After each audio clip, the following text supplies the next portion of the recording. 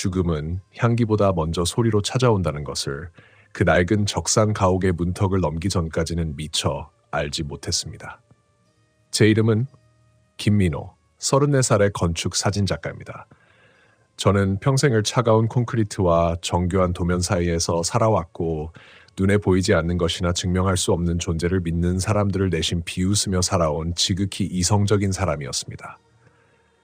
하지만 3년 전 가을, 경주 서부동의 좁은 골목 끝에서 마주한 그 집은 제가 쌓아온 모든 논리를 단숨에 무너뜨렸습니다.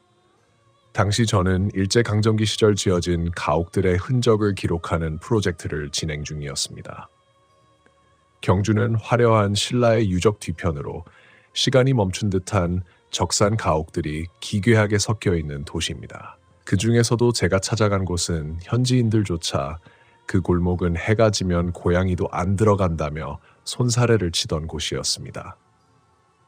1930년대 한 일본인 철도 기술자가 지었다는 그 집은 높은 담벼락 너머로 검은 기와를 드러낸 채 마치 거대한 짐승처럼 웅크리고 있었습니다. 처음 대문을 열었을 때 저를 맞이한 것은 서늘한 공기였습니다. 경주의 낮 기온은 분명 25도를 웃돌고 있었는데 담장 안으로 발을 들이는 순간 온도가 5도 이상 뚝 떨어진 것 같은 착각이 들었습니다. 그것은 단순히 기온의 문제가 아니었습니다. 피부 밑으로 스며드는 마치 젖은 수위를 몸에 감은 듯한 눅눅하고 불쾌한 감각이었습니다.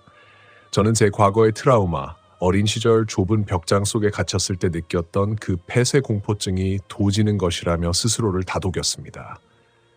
오래된 나무 냄새일 뿐이야. 습기 때문에 공기가 무거운 것뿐이지.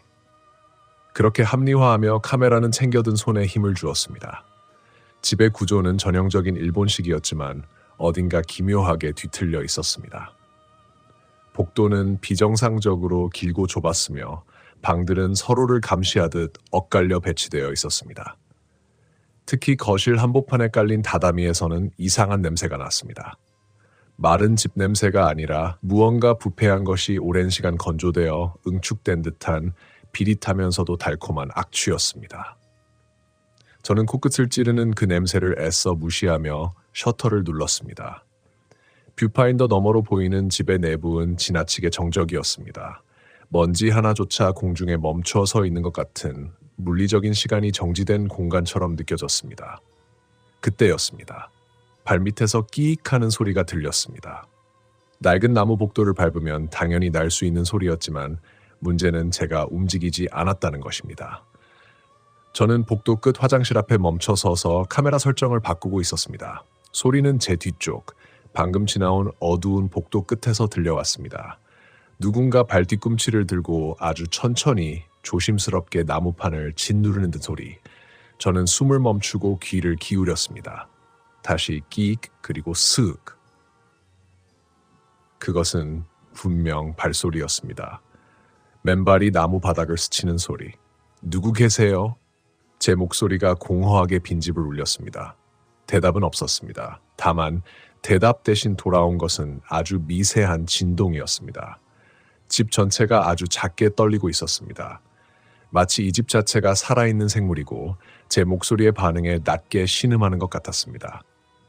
저는 침을 삼키며 다시 합리화를 시작했습니다. 집안이 약해서 그래. 경주는 지진도 잦으니까. 하지만 손바닥에 배어나오는 식은 땀은 제 뇌의 명령을 거부하고 있었습니다. 의심은 이미 마음속에 독초처럼 뿌리를 내리기 시작했습니다. 불안은 긴장으로 그리고 곧 실체가 불분명한 확신으로 변해갔습니다. 저는 서둘러 촬영을 마치고 나가려 했지만 이 집의 가장 깊숙한 곳에 위치한 고다스 방을 찍지 않았다는 사실이 떠올랐습니다. 그 방은 집의 정중앙에 위치해 있었고 설계도상으로는 존재하지만 밖에서는 창문조차 보이지 않는 밀실 같은 구조였습니다. 저는 무거운 발걸음을 옮겨 그 방의 후스막 종이 미닫이 문 앞에 섰습니다. 문을 열자마자 훅 끼쳐오는 것은 온기였습니다. 집안의 다른 곳은 얼음장처럼 차가운데 오직 이 방만은 누군가 방금까지 아랫목을 데워놓은 것처럼 기분 나쁜 미열이 감돌고 있었습니다. 방 한가운데에는 낡은 고다스 테이블이 놓여 있었고 그 위에는 먼지가 두껍게 쌓인 찻잔 2개가 놓여 있었습니다.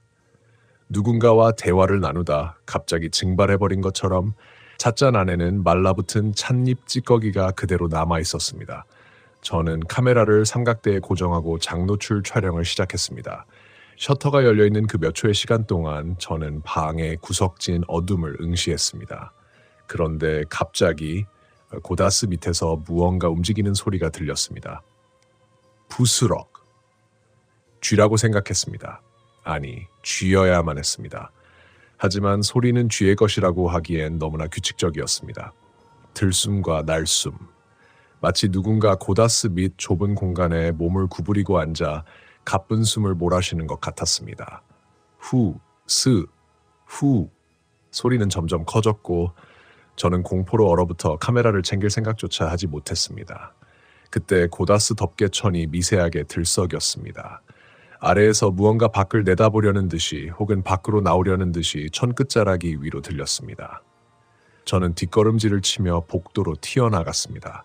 심장이 터질 듯이 뛰었습니다. 진정해 민호야. 여긴 아무도 없어. 관리인도 아까 밖에서 문 잠그는 거 확인했잖아. 저는 제 과거를 떠올렸습니다. 폐쇄된 공간에서 느끼는 환각. 그것은 제 오랜 지병 같은 것이었습니다. 군 시절 좁은 초소에 갇혔을 때도 비슷한 경험을 한 적이 있었습니다. 이건 뇌가 만들어낸 장난이다. 습도와 온도의 차이가 만든 대류 현상일 뿐이다. 저는 필사적으로 뇌에 명령을 내렸습니다. 하지만 그 순간 제 코끝을 스치는 냄새가 모든 합리화를 박살냈습니다. 그것은 갓 구운 생선 냄새였습니다. 이 버려진 지 50년이 넘은 폐가에서 누군가 방금 식사를 준비한 것 같은 고소하면서도 비릿한 냄새가 공기 중에 가득 찼습니다. 그리고 이어지는 소리. 탁, 탁, 탁. 주방 쪽에서 들려오는 칼질 소리였습니다. 규칙적이고 정교한 하지만 무서울 정도로 빠른 칼질 소리. 저는 홀린 듯 주방으로 향했습니다. 가지 말아야 한다는 본능과 눈으로 확인해야만 이 미칠 것 같은 상황이 끝날 것이라는 강박이 충돌했습니다. 주방 입구에 도달했을 때 칼질 소리는 멈췄습니다. 그리고 들려온 것은 아주 낮은 여자의 웃음소리였습니다. 히히. 그것은 즐거워서 내는 웃음이 아니었습니다. 무언가 아주 소중한 것을 망가뜨리기 직전에 광기 어린 희열이 섞인 소리였습니다. 저는 주방 문턱을 넘지 못한 채 얼어붙었습니다.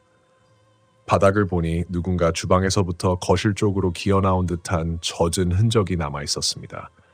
물자국이라기엔 너무 끈적해 보이는 검붉은 액체의 궤적. 그것은 정확히 제가 서 있는 발등 바로 앞에서 멈춰 있었습니다.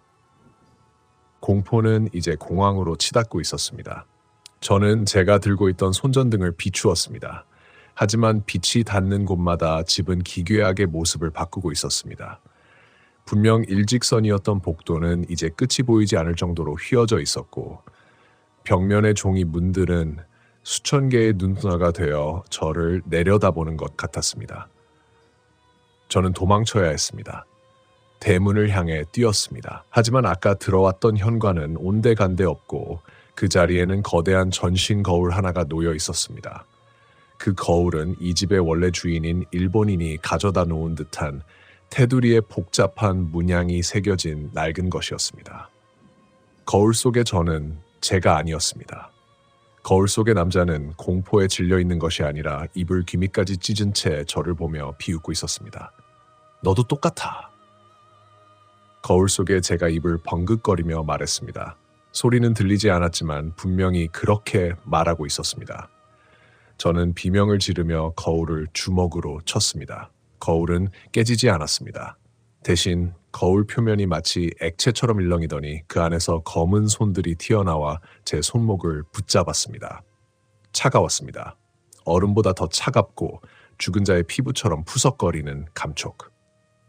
저는 필사적으로 손을 뿌리치고 옆방으로 굴러 들어갔습니다. 그곳은 아까 지나쳤던 고다스 방이었습니다. 분명 도망치고 있었는데 집은 저를 계속해서 이 중심부로 끌어들이고 있었습니다. 방의 온도는 이제 불쾌한 미열을 넘어 화상을 입을 듯 뜨거워져 있었습니다. 다다미 바닥에서는 연기가 피어올랐고 고다스 밑에서는 아까보다 훨씬 더 거친 숨소리가 들려왔습니다. 찾았다. 아이의 목소리였습니다. 하지만 그것은 아이의 성대에서 나올 수 있는 소리가 아니었습니다. 수백 장의 종이가 동시에 찢어지는 듯한 금속성의 목소리. 고다스 천이 천천히 들려 올려졌고 그 안에서 나타난 것은 인간의 형상을 한 무언가였습니다. 그것은 관절이 제멋대로 꺾인 채 바닥을 기어 나와 저를 향해 다가왔습니다. 얼굴이 있어야 할 자리에는 이목구비 대신 커다란 구멍 하나가 뚫려 있었고 그 구멍 속에서 끝없는 어둠이 쏟아져 나오고 있었습니다. 저는 그제야 깨달았습니다. 이 집은 단순히 귀신이 나오는 집이 아니었습니다. 이 집 자체가 하나의 거대한 위장이었습니다. 과거 이곳에서 죽어간 사람들의 원한과 이 땅을 짓밟았던 자들의 광기가 섞여 만들어진 거대한 식도와 같은 곳이었습니다. 저는 그 식도의 끝단에 걸린 먹잇감에 불과했습니다. 제 과거의 트라우마가 다시 머릿속을 스쳤습니다. 어린 시절 저를 벽장에 가두었던 삼촌, 너는 여기서 절대 못 나가라고 속삭이던 그 목소리. 이 집은 제 가장 깊은 곳의 공포를 끄집어내어 그것을 자양분으로 삼고 있었습니다. 상대에 대한 신뢰는커녕 제 자신조차 믿을 수 없는 상황에서 저는 무릎을 꿇었습니다. 도저히 빠져나갈 방법이 보이지 않았습니다. 증거? 이성적 판단? 그런 것들은 이 초자연적인 압도감 앞에서는 아무런 힘도 쓰지 못했습니다. 그때 제 가슴 주머니에 있던 작은 금속재 펜이 바닥으로 떨어졌습니다. 아버지가 유품으로 남겨주신 어떤 어둠 속에서도 내 길을 기록하라고 새겨진 펜이었습니다. 그 펜이 바닥에 검은 액체와 닿는 순간 작은 불꽃이 튀었습니다. 저는 그것이 환각일지라도 마지막 동아줄이라 생각하고 펜을 움켜쥐었습니다. 차가운 금속의 감촉이 마비되었던 제 감각을 일깨웠습니다. 이건 가짜야. 이 집이 보여주는 환상일 뿐이야. 저는 눈을 감았습니다. 시각이 공포를 증폭시킨다면 차라리 눈을 감고 제 감각의 중심을 찾기로 했습니다. 발바닥에 닿는 나무의 진동, 공기의 흐름, 그리고 아주 미세하게 들려오는 외부의 소리. 멀리서 경주 시내의 자동차 경적 소리가 들리는 것 같았습니다. 현실은 저 멀리 있었고 저는 그 현실의 끈을 놓지 않으려 사력을 다했습니다. 기어오는 괴물의 숨소리가 제 귀밑까지 도달했습니다. 차가운 입김이 목덜미를 스쳤고 부패한 냄새가 폐부를 찔렀습니다. 가지마! 그 목소리가 제 귓가에 속삭였습니다. 하지만 저는 눈을 뜨지 않았습니다. 대신 기억해냈습니다. 이 집의 구조를 찍기 위해 처음 보았던 그 낡은 도면, 현관에서 거실까지는 정확히 12걸음, 거실에서 대문까지는 다시 8걸음이었습니다. 저는 눈을 감은 채 숫자를 세며 걷기 시작했습니다. 하나, 둘, 셋. 발밑에 다다미가 발목을 붙잡는 것처럼 눅눅하게 늘어났고 보이지 않는 손들이 제 옷자락을 잡아당겼습니다. 넷, 다섯, 여섯. 주위에서 수만 명의 사람들이 동시에 비명을 지르는 것 같은 환청이 들렸습니다. 하지만 저는 멈추지 않았습니다. 합리화가 아니라 이것만이 제가 살 수 있는 유일한 논리였기 때문입니다. 11, 12. 손을 뻗자 차가운 거울 대신 나무문의 질감이 느껴졌습니다. 현관문이었습니다. 저는 문고리를 돌렸습니다. 문은 잠겨있지 않았습니다. 뒤에서 거대한 굉음과 함께 안 돼! 라는 비명이 터져 나왔지만 저는 뒤돌아보지 않고 문 밖으로 몸을 던졌습니다. 바닥에 처박히듯 굴러떨어진 제 위로 따가운 햇살이 쏟아졌습니다. 눈을 뜨자 그곳은 아까 제가 들어갔던 그 고요한 골목이었습니다. 대문은 굳게 닫혀 있었고 담장 안에서는 아무런 소리도 들리지 않았습니다. 마치 방금 전에 지옥 같던 시간들이 한낮의 꿈이었던 것처럼 말입니다. 저는 정신없이 그곳을 빠져나와 제 차로 달려갔습니다.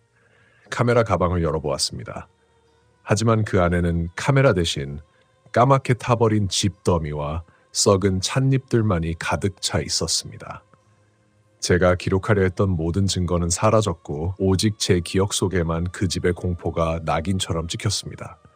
그날 이후 저는 다시는 경주를 찾지 않습니다. 아니, 오래된 나무 건물 근처에도 가지 못합니다. 지금도 밤이 되어 방 안이 고요해지면 제 방 다다미 바닥, 사실은 평범한 강화마루임에도 불구하고 밑에서 누군가 규칙적으로 숨을 쉬는 소리가 들리는 것 같습니다. 여러분, 일상의 평온함 뒤에는 우리가 이해할 수 없는 틈새가 존재합니다. 그 틈새는 우리가 그것을 의심하기 시작할 때, 혹은 우리의 가장 약한 마음을 들켰을 때 입을 벌립니다. 만약 여러분이 낯선 장소에서 이유 없는 한기를 느끼거나 누군가 뒤에서 걷는 소리를 듣는다면 절대 뒤를 돌아보지 마십시오. 그리고 그곳의 온도가 당신의 체온보다 높다면 지체 없이 도망치십시오. 그 집은 아직도 그곳에 있습니다. 그리고 어쩌면 지금 이 이야기를 듣고 있는 당신의 등 뒤에서도 그 비릿한 생선 냄새가 나고 있을지도 모릅니다.